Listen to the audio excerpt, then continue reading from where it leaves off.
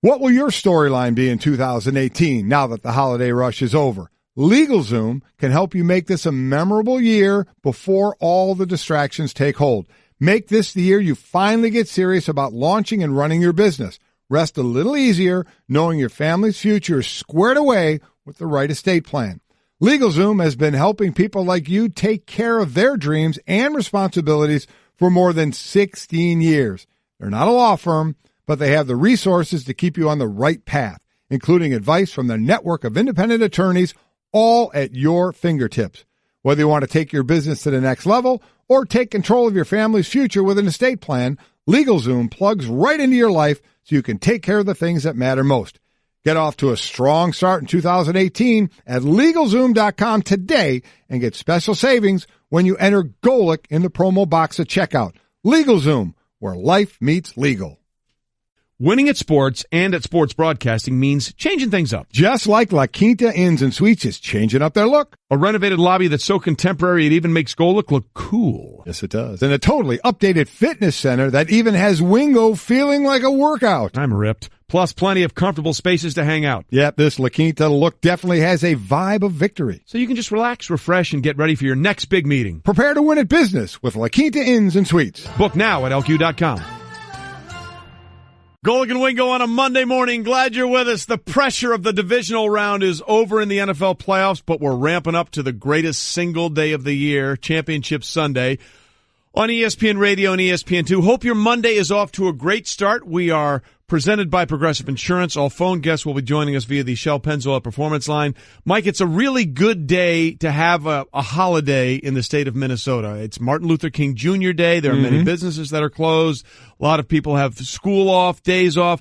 I think they might need this both in New Orleans and Minneapolis. What a day of recovery to need in this one. Absolutely no doubt about it. And, the Sunday game, Philly and Atlanta, which we'll talk about how that one wasn't the greatest game in the world, certainly, but great finish. What Philly did and being a one-seed underdog. New England ran away with that one after being down 7-zip, run off the next 35 points. So we thought, okay, Sunday, was going to be the games. Jacksonville going to Pittsburgh again after smoking them earlier in the season, and the great matchup, New Orleans and Minnesota. Both games you thought were going to be blowouts. Both games, 21-0 Jacksonville's up, 17-0 Minnesota's up on New Orleans. You're like, wait a minute. We've been waiting all day to watch these games, to sit down for 6, 7, 8 hours and watch some great football. And you get the games that we get. You end up getting a 45-42 game and a last-second absolute miracle for the Minnesota Vikings to continue on and get a win at home. And they keep alive a dream that has never happened. Again, they're the fourth team that has entered the divisional round play in the postseason with a chance to have the Super Bowl played at their home stadium. They are the first of those four teams to make it out of the divisional round. So they're now one win away in Philadelphia from going where no team has gone before. It brought up a great question my son brought up on his show First and Last, which we'll have time to get to should Minnesota win. Yeah. But obviously the Super Bowl site is predetermined. It's supposed to be a neutral site thing. We've never had, the home team there. And what switches is who's the home team. Right. And this year, the AFC is the home team. So could you imagine if Minnesota makes it to the Super Bowl? So now what home team gives, I believe New England, if it's New England or Jacksonville, that they would get to choose which jersey to wear. Yeah. But there's no way they would displace Minnesota's locker room, would they? I don't know. They might. And listen, I don't know how this happens. And you know what else? The league doesn't know how this happens because it's never happened. It's never happened where the host team played in the game. And now, in this case, the other conference would be the home team. I believe that means you'd get the home locker room. Could you? And listen, if it were Bill Belichick, you think Bill's taking that home locker room? If I'm either Doug Marrone or Bill Belichick, and I'm playing the Vikings, I am absolutely saying as the home team, I want that locker room. Are you really? See, I couldn't. Oh, come I on. wouldn't do it. Sun Tzu, The Art of War. Let's go. Yeah, I mean, this is psychological warfare. I wouldn't do it. And again, I don't know what the answer to it is, of what they would do. As research, you said, get on that. He can't even research it. It's never happened. Figure it out, Rob. Let's go. Somebody call the league and Man ask what behind the glass. Make your magic. Do your little numbers thing. So you get to pick your color jersey, which would be fine. Yeah. But would you say yes? Absolutely. We want that home locker room. You just twist the knife. And how about if it wild for Minnesota if they were to go to the Super Bowl and go in the visiting locker room? Absolutely. How wild that would be. Or, every coach wants motivation, right? Yeah. Nick Saban and his rat poison. Yeah. And, the Jaguars were very motivated by the Steelers talking about the Patriots. Maybe that is exactly what Mike Zimmer and company would need. Really? They're going to put us in this locker room? Yeah. Fine. Thought I'd throw that out there as kind of a what if. Obviously we have another game before any of that. But kind of a big matzo ball to throw out there, though. I like it. I like it. We'll get into that should that arise after Championship Sunday. Let's delve into a lot of things, and we'll get more into the games that happened over the weekend. But first, let's start with what's trending. And this is a trend that the Eagles are going to play. Speaking of motivation, are they going to wear this one literally? You got that right. Masks? The Eagles once again are underdogs at home in the playoffs after becoming the first number one seed in the history of the league to not be favored in their first game when they face the Falcons. The Eagles once again coming in as an underdog as they host the Vikings this week. Yeah, they'll be a 3.5-point underdog at this point, according to Westgate Las Vegas Superbook. Now, what we had heard, I'm sure you heard the same thing. If New Orleans had won, Philly would have been favored against New Orleans. But if Minnesota won, Minnesota would be the favorite, which they are by 3.5 points. So, man, play it up. You can't sing that one loud enough in that locker room. Again, with the Lane Johnson and the Chris Long wearing the dog mask, I guarantee you're going to see a ton of those at the stadium this weekend. And they're playing up, and I get it. You're the number one seed, and we know a lot hinged on Carson Wentz. But as Doug Peterson is saying, and everybody, there's more than just Carson Wentz, even though he was playing like the league MVP at the most important position there is on the field. But they have a lot of other excellent players out there. By the way, I believe the Patriots are opening as a 9-point favorite over Jacksonville. Yeah. And I picked New England to go to the Super Bowl. But I'll tell you what, this Jacksonville defense, even though these were two really good defenses in Jacksonville and Pittsburgh, they both gave up a lot of points in this game. They certainly did. And the other thing there is that, for Jacksonville, they're fine with it. Sometimes a team can get on a roll when they just don't know any better. Right. And this team is so young and so ready to roll. And they'll let you know it. They are happy to talk about it. Yep. One last thing on Doug Peterson. I mean, what was the first thing he said when he got to the podium after that game? He said, how long has Carson Wentz been out? A month? And ever since then, you guys didn't give us a chance. I believe with everybody in that locker room, we're still the number one seed, still 13-3, best record throughout. It doesn't matter what any of you guys say. So he is clearly using that as a motivational ploy. Their sound all week is going to be fantastic because all the reporters are running to Lane Johnson and to Chris Long, and they are going to play as well. They should. You always look for that motivating factor. It came and found them. They didn't have to look for it, and they'll continue to talk about that as once again they will be the underdogs at home in the NFC Championship game. We continue with what's trending. NBA's Martin Luther King Jr. Day slate is highlighted by a finals rematch of the Warriors will be in Cleveland taking on the Cavs. These two teams might going in completely opposite directions. Yeah, they are. The Warriors have won 9 of 11 since Christmas Day, and the Cavs are lost 7 of 9. 3 straight. And we know about the defensive efficiency ratings where they're next to last. They were there last year by the All-Star break. So defensively, this is nothing new. You'd like them to be better on the defensive side. Oh, by the way, when the playoffs started, they flipped the switch on that and played much better, which I really think goes to show you about the want to, quite honestly, without question, of what's going on more than the X's and O's. But they need to improve offensively. Last year, offensively, they were much higher than they are now. Isaiah Thomas, the first game back, scored 18 points in, 19 minutes. Last couple of games, he's only averaged 6.5 points a game.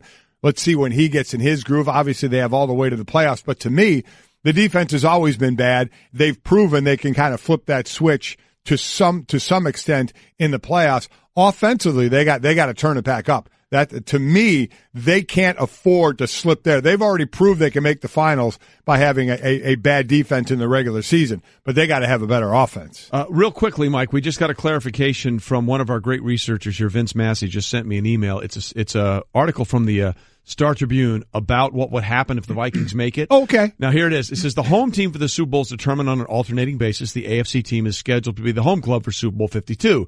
The NFL plans for that team to use the Vikings practice facility in Eden Prairie and have the NFC team practice at the University of Minnesota. Oh. On game day, the AFC champion would use the Vikings locker room, while the NFC team would use the visiting locker room. But all that would change, however. It would. If the Vikings win for the NFC. If the Vikings are the NFC representative, they'd be able to practice at Eden Prairie with the AFC opponent then instead using the U of M facilities. And instead of staying at the Radisson Blue Hotel, the Vikings might also have the option to allow players and coaches to stay at home. So it looks like should the Vikings make it, they will be allowed to have their own facility. And locker room and on game day as well? Yes. To me, that makes sense. It would be ridiculous, I think, to displace them from that. So, okay, there you go. Now we just got to see if it happens. It is interesting, though. It is. Yeah. Again, because the question's there. But I'm glad they planned for that. Right. Just in case. I guess you have to in case it ever happens. Can you imagine, though, if they hey, look, we got to go by the rules. So Vikings, this is your facility. Yeah. Get out. Get out. Get out. Go to Minnesota where you played for a while while your Go to the University of Minnesota, and we're going to bring in the AFC team, and all they're going to see is Viking stuff everywhere. And enjoy your visiting locker room on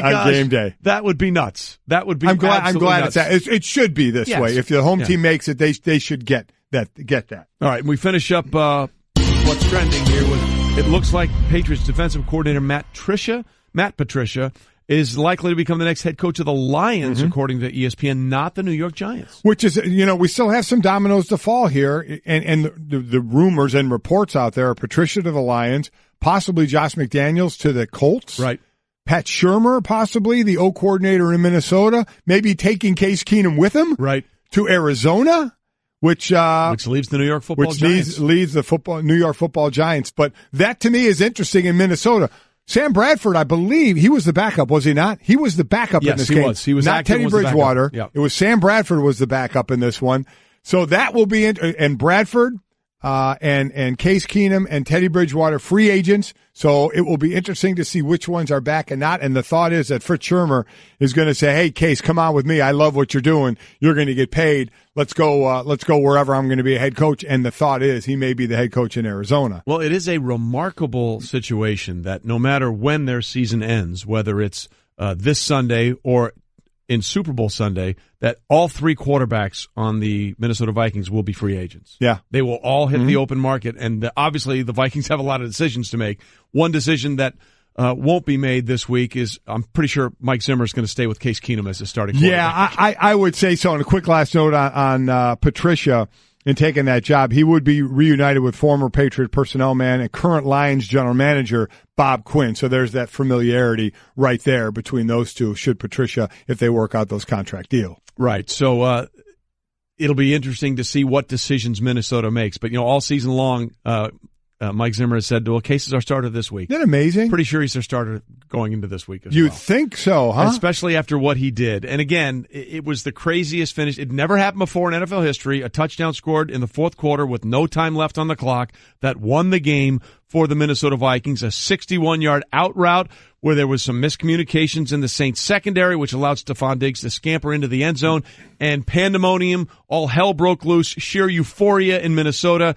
And if you saw the reaction on Case Keenum's face, he didn't know what to do. You're hoping for a miracle and you got it. And how do you react to a miracle? Well, this is what he said. Someone was asked of Case, what was your reaction right after you threw that pass? You looked like you were channeling Jimmy Valvano out there, looking for anyone to hug. What was going through your mind when you're like, what a big deal? I mean, you guys know better words than I do to describe that type of moment, but I couldn't believe it. I couldn't at the time. I was looking for people to hug. And, linemen, I knew I wasn't going to get all the way to Diggsy, but linemen, anybody that was close enough, just yelling and screaming at each other. It was fun. Has it processed yet? You're one game from the Super Bowl. No. We got another game ahead of us, and that's what the playoffs are about. But we're going to take this one step at a time. You know, for anyone that was kind of keeping their head at the moment, what were you looking for there? Yeah. You were looking for, was the referee signaling he stepped out of bounds? You were looking for a flag somewhere. You were trying to look at all things that would stop it from being a touchdown before you started. Some were just celebrating right away. Others were, okay, does the ref say he's out of bounds? I'm looking for a yellow handkerchief somewhere, a holding call, something that's going to bring this thing back, and nothing. And to me, again, there were 3 routes to that side, a short, intermediate, and longer route. Diggs running the longer one. To me, the most amazing thing was his ability, because the thought process is catch and get out of bounds, catch and get out of bounds. And where he caught it at about the 30-yard line, if he got out of bounds, there was a few seconds left, would have been about, a 47-yard field goal, certainly makeable. But he had the wherewithal to spin, realize nobody was there, and just keep running down the field when instinctively it's get out of bounds, get out of bounds. So that was pretty impressive of him to do. I can only imagine the only Viking who's a little upset is Kai Forbath. The kicker for the Vikings. He had just kicked that. Could have been the hero. Could have been me. Yep. And before that, he had kicked a 53-yarder. Yeah. I mean, he nailed that 53-yarder to put them up. And we all know the long and horrible history of Vikings kickers in the postseason. Oh, Whether yeah. it was Blair Walsh in 2015 or Gary Anderson, the only kick he missed that entire year. It's unbelievable. Could have iced the NFC Championship game against Atlanta, and instead he missed it, and they came back to win that one in overtime. So that was the late game. Then, of course, the first game on Sunday was also crazy. You mentioned it. Jacksonville went up 21-0 and had to hang on to win 45-42. But there were some really curious play calls in that game. Most notably, what went on fourth down. I think they actually converted 4 of 6 because they had a couple on those late drives when they needed a couple of scores to win. But they converted all of the long fourth downs. Yeah. They had 2 4th and inches, not 4th and 1. 4th and inches. Right. One they ran wide, another one they had a play fake that they tried to throw over the middle. Neither of those worked. And after that, Ben Roethlisberger was asked, why didn't they use a quarterback sneak with a guy who's 6'5" and about 260 pounds? And this was the exchange, the question and answer, the reporter and Ben. 4th and a foot twice. 19 times in your career, you have rushed on 4th and 1. 18 times you converted them. Why twice today? No quarterback sneak. I don't know. It's been a while since we run a quarterback sneak. I'm for it. I don't know if that's kind of over my head when it comes to why we don't do it. I'm not going to sit here and second guess why don't we quarterback sneak. I don't know how many years it's been since we ran a quarterback sneak. It's not like it's just this year. So I don't know. Do you have a signal or anything with pounds where you guys can just do that on your own? Yes and no. It can be risky if it's just you and Pouncey, the only two that know it, because there's obviously your guards wouldn't be going and everything else like that. So, that's just, I'm not going to sit here and second guess and say we lost that game because of those calls.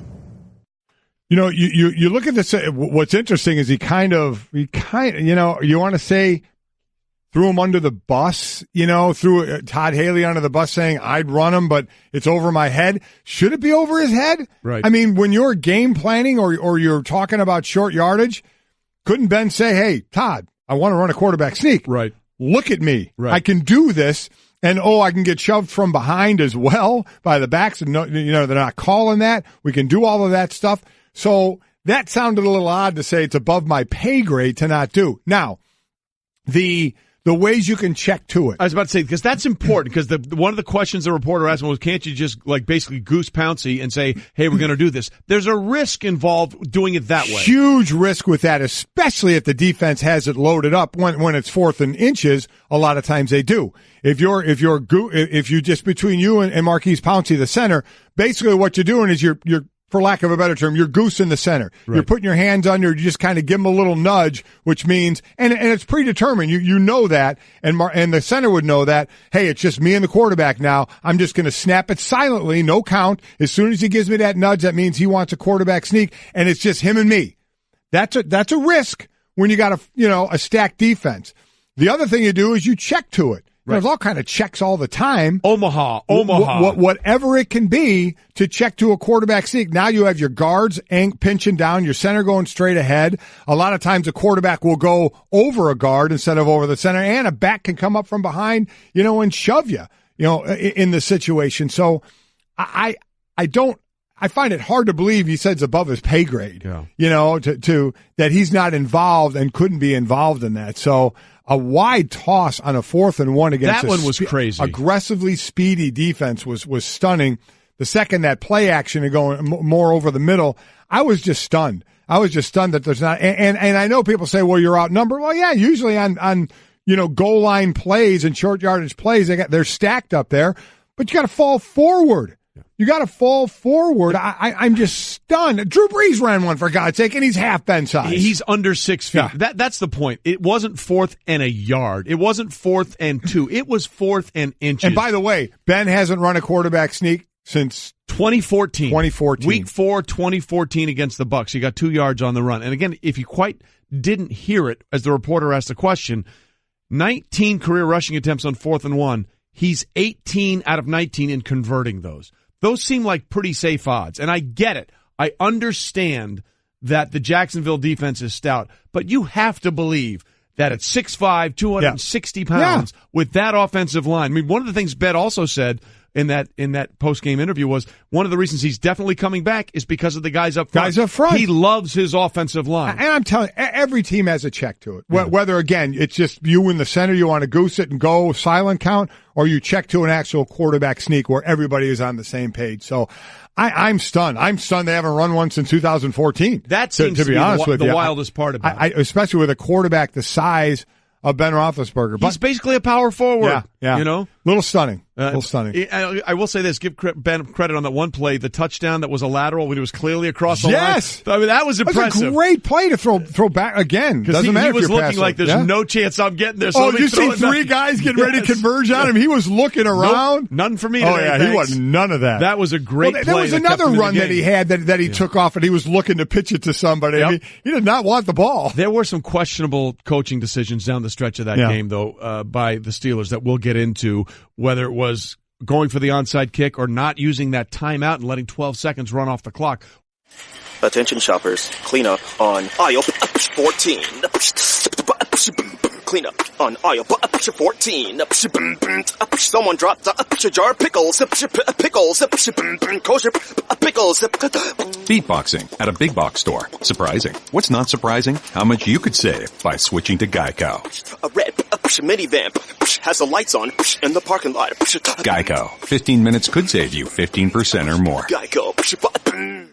Those, of course, some of the legendary calls of the legendary voice of Keith Jackson, who left us Friday night at the age of 89. One of the voices of my childhood, quite frankly. Every Saturday afternoon watching football, I could not wait to listen to Keith Jackson call a game. And we're joined now on the Shell Pennzoil Performance Line by a man who had the pleasure of calling games for a lot of years with Keith Jackson after a stellar Hall of Fame career in the NFL, and that is Pro Football Hall of Fame quarterback Bob Griese. On the Shell Pennzoil Performance Line, taking synthetic motor oil performances to a whole new level. Make the switch to Pennzoil Synthetics today. Bob, good morning. Thanks for being with us. I know it must be a bittersweet moment for you. What was it like being in the booth with Keith Jackson all those years as someone who grew up listening to you guys and enjoying that experience? It had to be that much more fun to be a part of it. Well, it was, and I always remember the first time. I retired in, I think it was 1981, and worked the first 5 years with NBC doing NFL games. And then ABC came to me and said, we want you to come over and do college games on ABC. I said, well, I'm a pro player. I played 15 years. I broadcast 5 years in the NFL. I've been 20 years in the NFL. Why would I want to go and do college football games? And they said, well, we want you to come over to ABC and work with Keith Jackson. I said, whoa, Nelly. I said, let me think about that one. So I started off with him, and it was a treat. The first game we did was at the University of Washington, and I never forget, we sat down to do the opening, and he actually said to me, he says, okay, lad, what do you want to do? How do you want to handle this? And I said, no. You're the veteran here. You're the experience. You're the all-pro. I'm the rookie. We'll do what you want. I'll follow your lead. And from then on, it was just a piece of cake. You know, we all hear, obviously, the incredible calls and have heard the calls and have seen so much of it. How about take us to production meetings and how you guys dealt with it during the week and what some of the things you learned from him and the type of person he was away from what we saw on camera and what we heard? Well, he was a real gentleman, a real nice man. He was he was very modest. He was a Marine. Before he grew up in the country in Georgia, and before he went to Washington State University to get his degree, he went to the Marines first, and then he went back to college. So he was always very nice, very courteous. Every Thursday night when we would get to the city where we were broadcasting, we would always have dinner, and people would come over and talk, and he would be just as, you know, and this was after my career going. People would always come over and notice me in the past. But when he and I were sitting together, they all came over and they wanted to talk to Keith. And he was just, whether it was in the middle of the meal or after the meal, he was always very gracious and very courteous. And he loved what he was doing, and he knew that he was kind of the torchbearer for whatever sport, whatever company that he was working with. And he was just a true gentleman. It was really a pleasure to sit there and just watch how he treated the fans as they came by.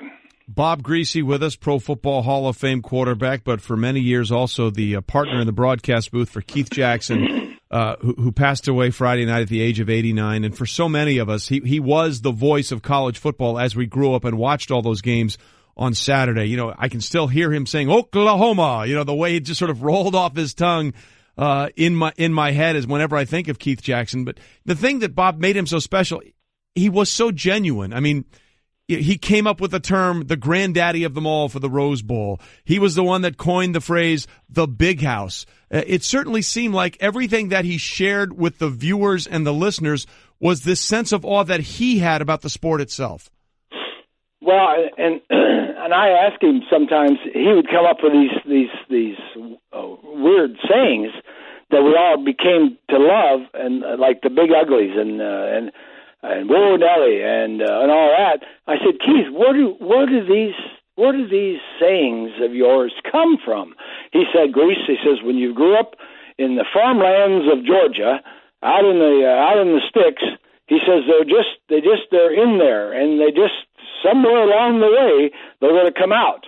And I'll never forget, we're doing the first SEC championship game, and I think it was Florida and Alabama. And Florida's behind. There's not much time left. They're inside the 15-yard line. They need a touchdown. They drop back to pass. Quarterback has to scramble to his left. Now he comes back and scrambles to his right. He pulls up. He's looking around, and he throws the ball in the back of the end zone to the receiver. The receiver drops the football wide open, and he drops the ball. And Keith is saying all this. And then when he stops and it's my turn to go, I said, Keith, I said, that receiver's got to make that play. Quarterback scrambled. He avoided tacklers. He scrambled back to the right side. He bought time. He found the guy back in the end zone, and he threw the ball, and the guy's got to make that play. Now, this was a night game. This was prime time, and it must have been 5 seconds goes by. He doesn't say anything. 10 seconds go by. He doesn't say anything. And he comes up and he finally says, if you're a lonely soul out on the highways of America, with only the coyotes howling, and you heard that comment, you know it came from a quarterback. That is awesome. You never knew what was coming out next. And the quarterback we're talking to is Bob Griese, Hall of Famer, two-time Pro Bowl champ, NFL MVP in 1971. Was Keith... And obviously, you know, all those years in pro ball, Hall of Famer, one of the greats, and you're going into broadcasting, and you're broadcasting with Keith, who turns out to be one of the greats as well.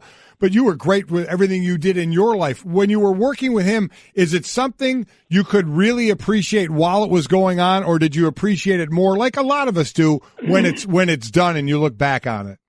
Well, that's a good question, because it was a little of both. I appreciated him while I was working with him, and then after I retired and looked back, for the last 35 years that I've known Keith, we've been the best of friends. I was with the Dolphins the last couple of years, and we were playing the Rams in L.A. 2 years ago, and then this past year we played the Chargers in L.A., so I had the opportunity to have dinner with Keith and Terry Ann, and we kept a good relationship over the years.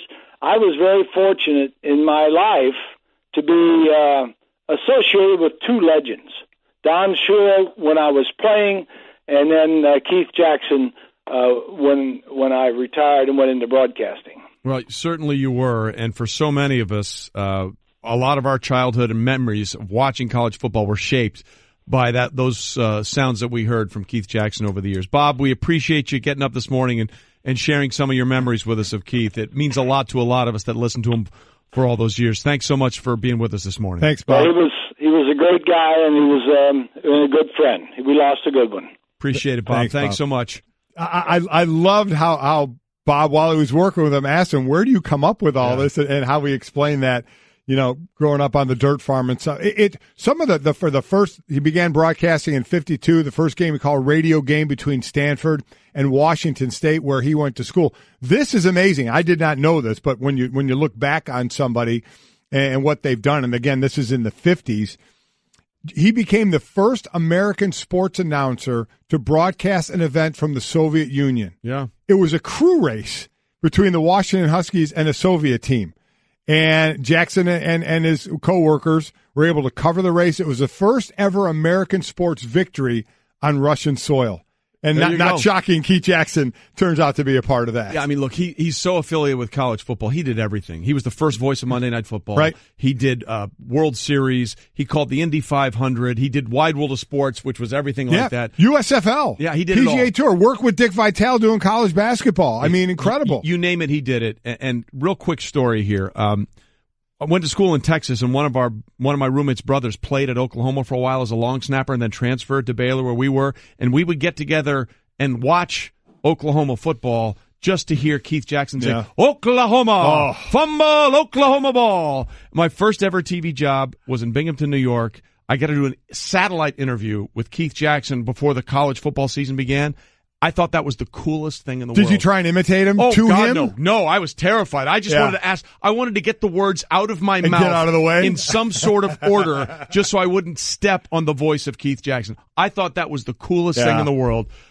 He's one of the greatest, without question. Whoa, Nelly. I'm so sad that he's gone, but I thank him for all the memories that I had listening to him on those Saturday afternoons. How about the last game he called? Best game ever, maybe, that he ever got to call, the Rose Bowl between USC and Texas. Incredible. Vince Young, the corner, and he's got it. Yep. Keith Jackson, you will be missed. Golic and Wingo on ESPN Radio and ESPN2. Glad you're with us. Yeah, you got me. Not really. We're presented by Progressive Insurance. All phone guests on the Shell Pennzoil Performance Line. So we talked a lot about the Steelers and how they sort of let this go, which is kind of interesting to the narrative that's out there in Jacksonville, that nobody gives them any respect. Right. And to some point, they've got something to chew on there, and they are running with it, by the way, as they should. But the great thing about Jacksonville is they have beef with everybody. Yeah, they do. Okay, and they are wearing it and they are owning it. For example, they were just in Pittsburgh and beat Pittsburgh twice in Pittsburgh. Only the second team ever to do it in 17 tries. The last team to do it was Jacksonville in 2007. Mm-hmm. So the Jaguars franchise, the only people that can make that claim. And then there's this thing. After the game, Jeff Darlington, our reporter, was doing an interview with Calais Campbell about beating Pittsburgh. And then out of the blue, Malik Jackson crashes this interview and wants to talk about trash with another team. Take a listen. He's a dog. I want to know what Jarrell Casey has to say about him choking in big moments while you sit at home and watch us next week. I love that in the back. Yeah. Woo! Okay, so that was Calais Campbell being interviewed by Jeff Darlington about beating Pittsburgh, and Malik Jackson crashes in there and talks about his quarterback, Blake Bortles, saying he's a dog, and Jarrell Casey, by the way, who said Blake Bortles is going to choke, the Titans defensive lineman, said he's not going to be good in pressure situations. Right. So Malik went after Jarrell Casey of the Titans. Malik brings it up about the Titans when they just beat the Steelers. It's crazy. Hey, this is a brash team that has no problem talking about their game while they go. They talk the talk, but they walk the walk as well. They do. They're a fun team to watch from the defensive side of the ball because of how aggressive they are. And listen, offensively, Blake Bortles played well. Listen, the numbers, 14 to 26. So they're not the greatest numbers in the world. He made the throws he had to That's make. exactly right. So 14 to 26, 214 yards, 1 touchdown. Did not throw an interception, which was huge. But you're exactly right. He was making the throws, especially on third down. He was hitting those throws. He was just what he didn't do last week. Right. He was putting it where it needed to be. He was putting it in a tight window at times. He was leading his guys well at times. Had some bad throws as well, but he made a lot of good throws. The running game with Fournette, and they ended up averaging just under 5 yards a carry. Let me tell you what, when Fournette went out, we did the little spin at the ankle. Yeah. The way he was in pain on that, I didn't think he was coming back. He came back in, and he rushed for over 100 yards. He had 3 rushing touchdowns. They had 4 total in this game. Very impressive, but getting him back was huge. But Blake Bortles, listen, he didn't light it up to the tune of completing 70% of his passes for 300 some yards. That's not the way they're going to win. No, it's not. Yeah. But he improved 100-fold from the week before on what he had to do to help this team. And it almost makes you wonder, is Blake better away from Jacksonville? Yeah. Because he's so much better in London when they have home games as opposed to when they play in Jacksonville. Right. Maybe he feels a little more pressure in front of the home crowd because we talked about it against Buffalo. He was aiming that football. Oh, yeah, absolutely. And he was letting it go. Yeah. Look, he had that one big completion. I can't remember who it was that set up the touchdown that really, I thought, sealed the game for them as Fournette went in there to put them up by, I think, 35-21 at that point. And he just let it go. I mean, there was a freedom in the delivery. There absolutely that you saw that you certainly didn't see in the game against the Bills. All right, coming up next hour, we'll be joined by Ryan Clark, who, of course, played for the Steelers, and can address whether or not they were looking ahead to New England. He can also provide us, as a former safety, what the heck was going on at the end of that Saints-Vikings game. You should have seen his face. Oh, my gosh. By the way, right with that. He was sort of walking around dazed and confused. What happened? About what just happened. We'll get into all of that with Ryan as we continue to break down what was a crazy divisional weekend in the NFL. Golic and Wingo coming right back. Stay with us. Hello, I'd like to deposit this to checking. Fate is a fickle master. What? The future is uncertain. Okay, and what's my account balance? The horizon is cloudy. I see a long, treacherous voyage filled with great peril. Look, can I just get a deposit slip or something? A fortune bank teller. Surprising. What's not surprising? How much you could save by switching to Geico. I see a yellow-eyed serpent and a low APR. Geico. 15 minutes could save you 15% or more.